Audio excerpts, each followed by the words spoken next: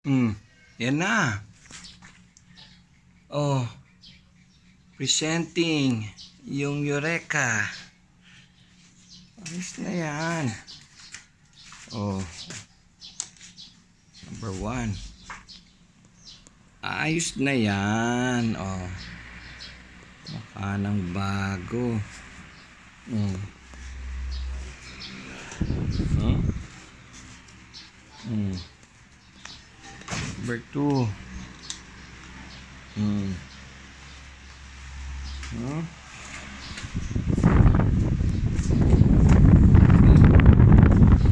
Ayos na yan. O, paano? The Fantastic Man strikes again!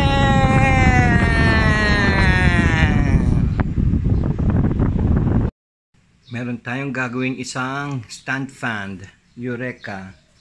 Bago pa pero humina na ang takbo ng 1. Yan ang tama. Hindi pipilitin.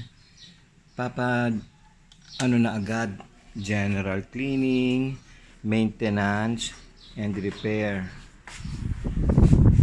Okay. Kung ganun kahina.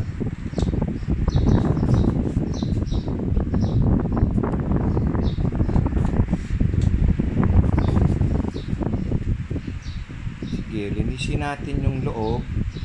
Baka dun lang. Tapos testeran natin, sukatin natin yung capacitor. Tapos palitan natin kung kailangan. Okay. Tirahin na to.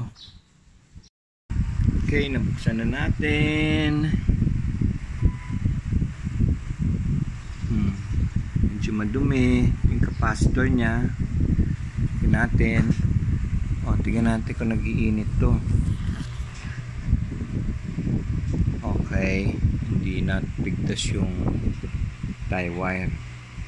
Yan agad tinitignan ko dyan eh. Okay, silipin natin yung loob.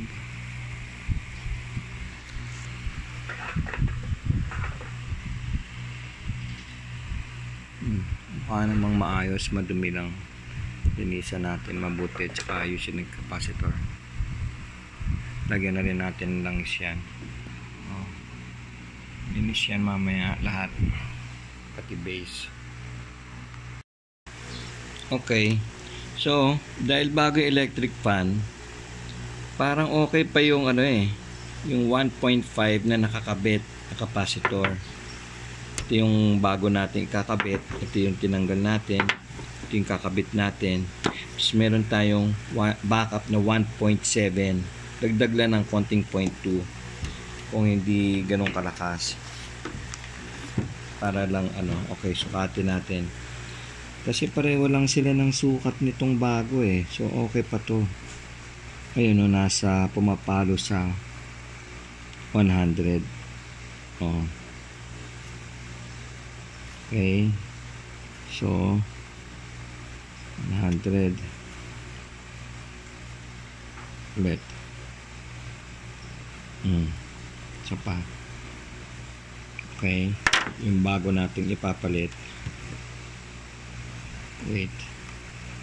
Ayusin natin. Mas malakas na ito ng konti. Ito ko. Ayun na. Pero konti lang naman eh.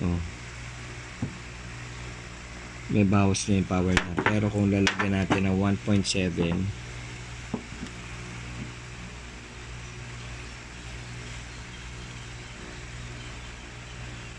ayun nagpasa ng konti sa 100.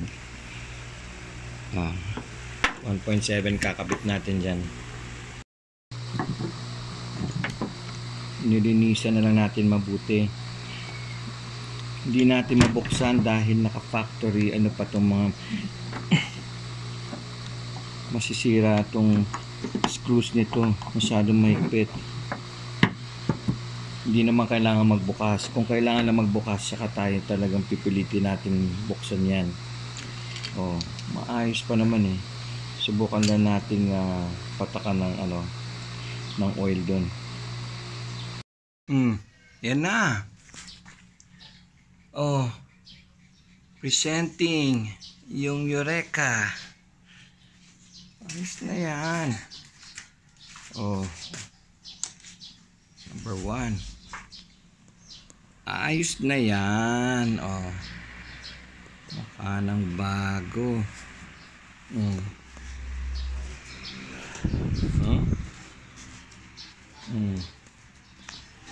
Number 2.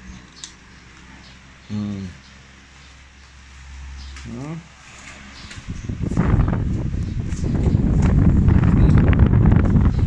Ayos na yan. Oh, paano? The Fantastic Man Strikes Again!